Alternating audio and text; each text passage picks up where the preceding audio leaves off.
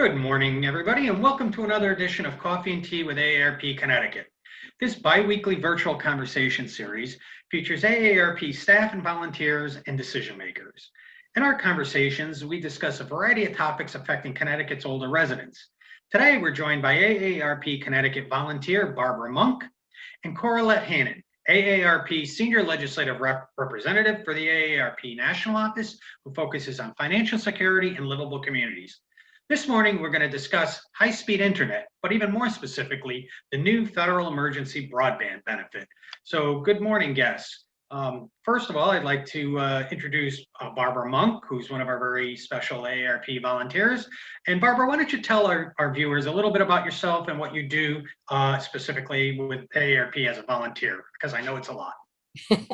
I've been a volunteer for 4.5 years, and I wear a variety of hats. It's been really fun for me.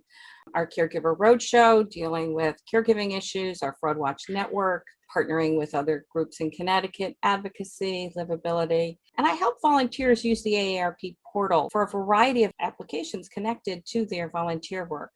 I serve on our national social media training impact team, and in Connecticut, our tech team, which has brought, during the pandemic, our virtual use sessions with our age-friendly university partners. And especially during the pandemic, it certainly kept me connected to the world. You know, and that's great, and it certainly shows that you're on top of this issue that's so important to so many of our members. So thank you for that, Barbara. Coralette, let me turn it over to you.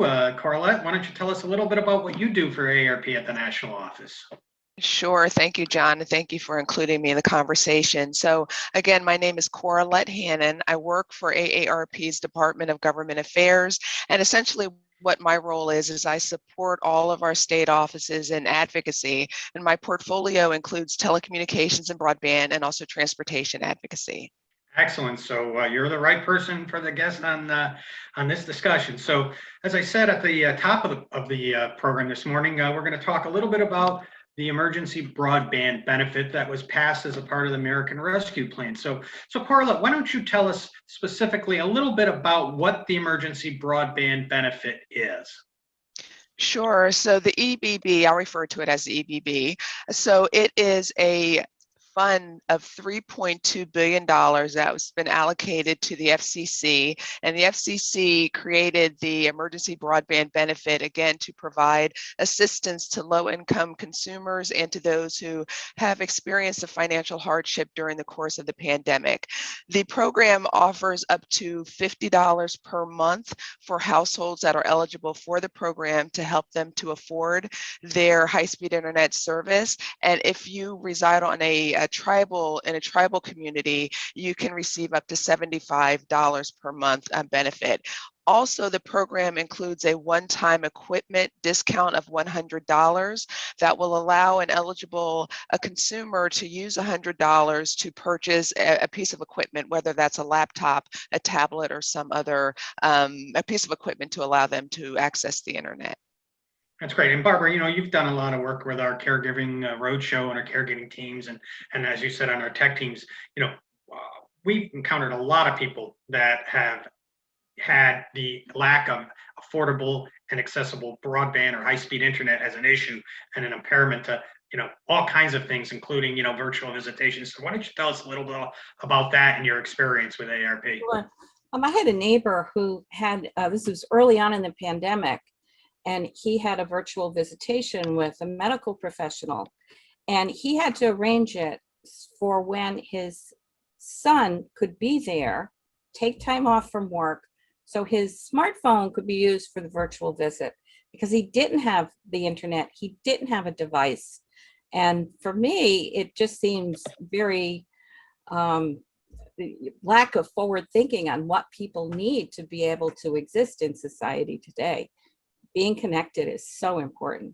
Yeah, and this pandemic really has kind of brought all of that to the forefront in terms of, you know, all the issues that we've known existed with regards to access and affordability when it comes to high-speed internet. So Coralette, you've told us, you know, up to $50 a month for most people who are eligible, and potentially $100 for things like a laptop or a desktop or a tablet.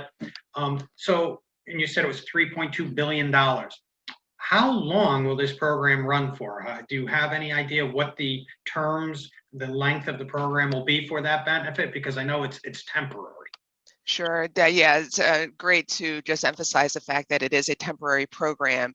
So the funding is going to last, as long as it lasts. If there are a lot of folks who are able to enroll into the program, it will last a shorter period of time. But the expectation is that the program will last for as long as the pandemic lasts, or when the money runs out. So once the Department of Health and Human Services designates that the pandemic is over, that will officially be the end of the program, again, unless the program runs out of money before that time. Right. So we should have really encourage people to get involved in this program. I know it's very important. So let me ask you this question, Coralette. Right, we're discussing this federal benefit. Why is AARP so interested in this benefit? I mean, what are some of the reasons that AARP has gotten involved in advocating for the benefit and promoting the benefit? Well, if I could just take a minute to just talk a little bit about the history of our engagement in this space. AARP Yes. has been involved in advocacy related to phone service and now broadband service for quite some time. We've recognized the benefits to older consumers, and all consumers have access to the internet when it comes to healthcare access, when it comes to working, jobs, when it comes to being social and avoiding isolation. Having access to the internet is a priority for AARP. So we were among the groups that have been advocating for this program, and we're very happy to see when Congress appropriated this money. And now we want to make sure that our members and the community in general are aware of it and take advantage of it so that they can afford their internet service. Well, and Barbara, I mean, if we didn't have affordable high-speed internet or accessible high-speed internet, you wouldn't be able to do the kind of work on so many levels of work that AARP does. And, think about, caregivers and connecting with their loved ones, right? I mean, We certainly found during the pandemic a way families were able to keep in touch was if they had a smart device, if they had a camera on their computer or whatnot, they were able to see their grandchildren grow, talk to their children, meet with friends, have a book club. I mean, all kinds of things that you can do when you are connected. And I know there are a lot of people out there who aren't connected. They don't have the money to buy a device. The monthly charge just seems to be out of reach for them. And a little bit of fear of, how am I going to do this without some help? It really has been a lifeline for so many folks during the pandemic. so Coralette, Everyone yet. Yeah, absolutely, Barbara. And so Coralette, you mentioned that this is a temporary benefit till the money runs out or when the federal government declares the pandemic over. So why don't you tell me, what is AARP's commitment to broadband and high-speed internet after the benefit runs out? Because, right, we're going to still have a problem. I mean, in Connecticut, we estimate there's approximately 400,000 households that do not have access to affordable high-speed internet. So what is AARP's commitment at the national level to try to address that problem or continue, promoting some sort of support after this benefit runs out? Sure. So our work in this area actually covers three primary categories. One is access, one is affordability, and one is digital literacy. So all three of those components are critical for folks to be able to not only gain access to service, but to be able to use it to allow them to continue to live independently and make the most of what having access to the internet means. So we will continue to fight for ongoing affordability measures, whether that's extending funding to allow folks to be able to afford their internet access, working in other ways to, again, promote affordability so that folks can afford the service. you mentioned that there's a large number of consumer households in Connecticut that don't have access to the internet or at a high speed. And so we will continue to work with states and communities to overcome barriers that exist that prevent folks from getting hooked up to the internet. And then the third category where we're going to continue to engage again is that digital literacy piece. Because if you have access to the internet and then you can afford it, but you don't know how to use it to, again, allow you to remain at home, connect with your family and with healthcare providers and things, and really it's not of use to you. So we're going to continue working in those three categories, not only at the state and local level, but at the federal level as well. Right, and Barbara, I know even with your work with fellow AARP volunteers, you do a yeoman's work with regards to teaching that digital literacy component with fellow volunteers, and I'm sure with other members of the public. Well, I always get upset when people say that older folks, don't want to learn technology. That is so wrong. So many of them are so good at it to begin with. And the willingness of our volunteers to really embrace the technology has been just wonderful to me to see. They have been willing to learn. And it doesn't take a lot of time, but we give guidance. And we have folks that, over a year ago, I never would have been expected to see on a Zoom call, and there they are. So it can be done. The training, Right. It is possible. Right. I mean, and it's once again, the pandemic has kind of dispelled so many things and proven so many things that we've said, we've kind of said, hey, there is this issue with this lack of access to affordable high-speed internet. And then there is also a willingness for people to want to use and adapt to the technologies if they can get access to it. And right, I mean, it's important for people who want to work from home.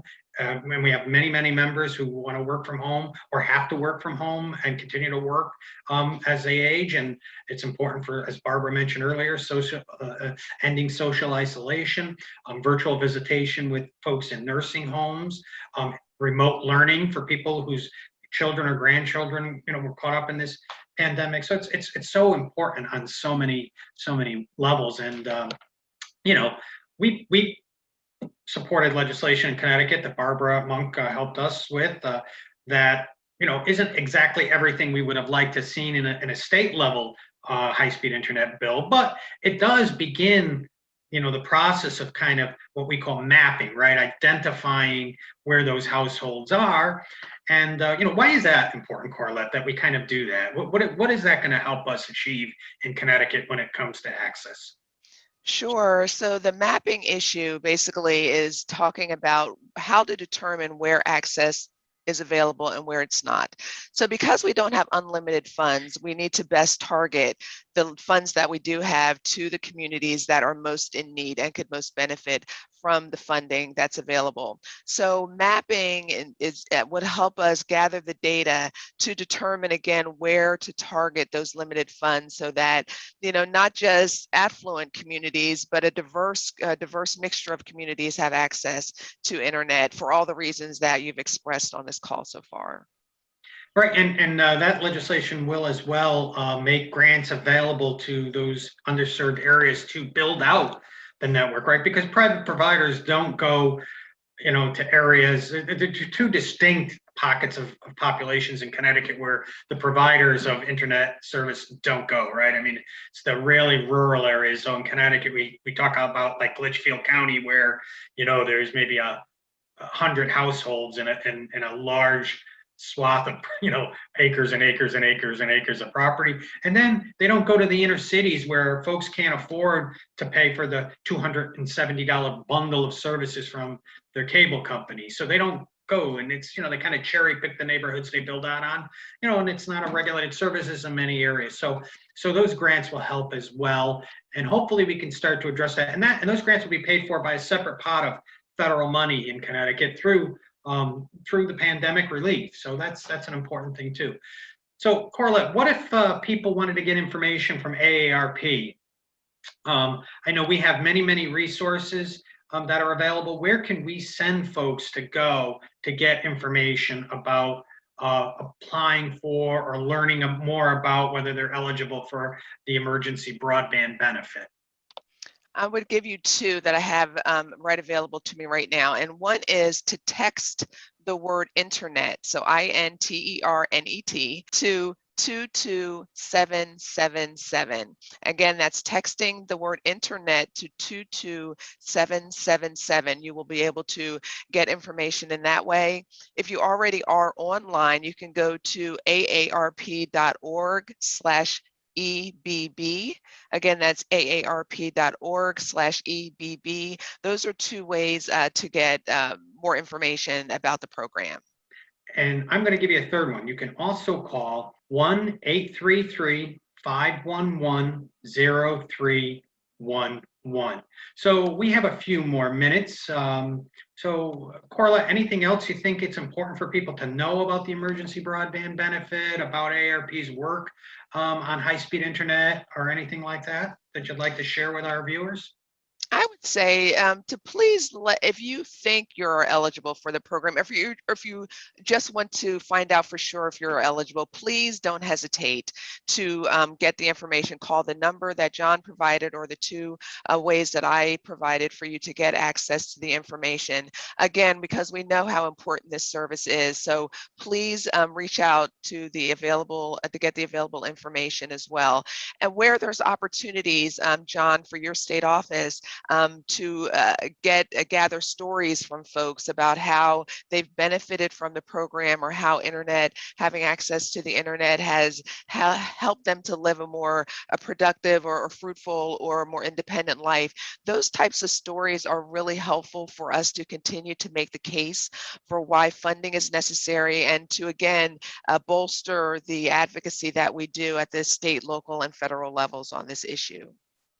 Yeah, I mean, I think it's so important, because the last thing we'd like to see, I mean, I think it would be a win for providers if, we advocated for this $3.2 billion and it's out on the table, and we know there's a need, right? Because we hear it so often. In my 18 years at AARP, I hear so much about affordability of internet service and phone service and access. The last thing we'd want to have happen is this pot of money sit there not used by people who we know could really use it and who are eligible for it. So I really concur with everything Coralette said. And if you think you're eligible, go to those numbers that we gave you, go to that website that we gave you. I know we'll have them up on our screen as well.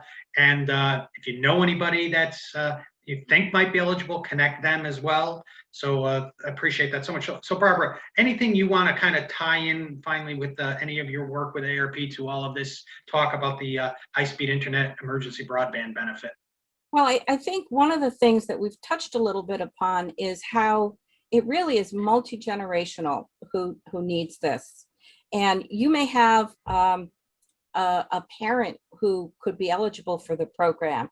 You're definitely online, and maybe you would like your parent to be online as well. Spread the word, let them know that this is a potential for them. And certainly in terms of isolation, during this pandemic time, being connected is just so important for your own health. It really hits, on all different levels. Being able to stay connected with folks is so important. So do share the information. Let others know that it's available.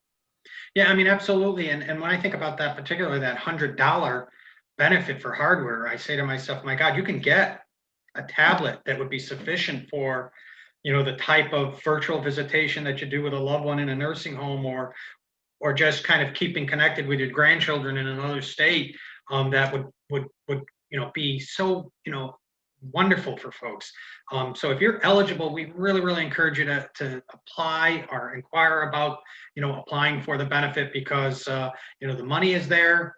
It's critical, especially now during this pandemic, and applying for it will help us address the issue of affordability and accessibility of the high-speed internet moving forward when we're not in a pandemic. Because when the pandemic's over, we're going to still have large problems with regards to that. So I encourage folks to take advantage of that.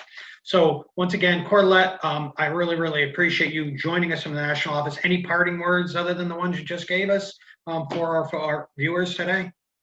No, other than, again, thank you for inviting me to be here today. I think this is such an important issue, so I'm so glad that you're getting the word out about the program. Thank you for including me. Well, And thank you, Coralette, and thank our other colleagues in the national office for all the work they did championing this emergency broadband benefit. We really appreciate it. Barbara, any parting words of wisdom? Definitely trust your own instincts that you can learn new things. So encourage folks, to get connected, to learn, and to help others stay connected as well.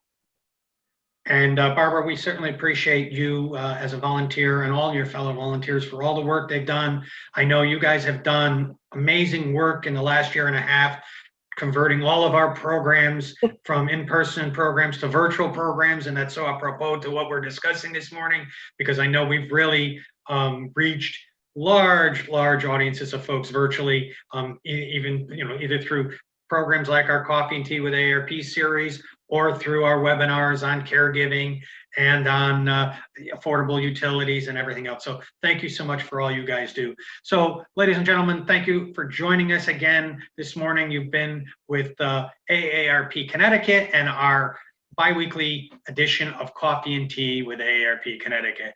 Thank you for joining us and have a great morning.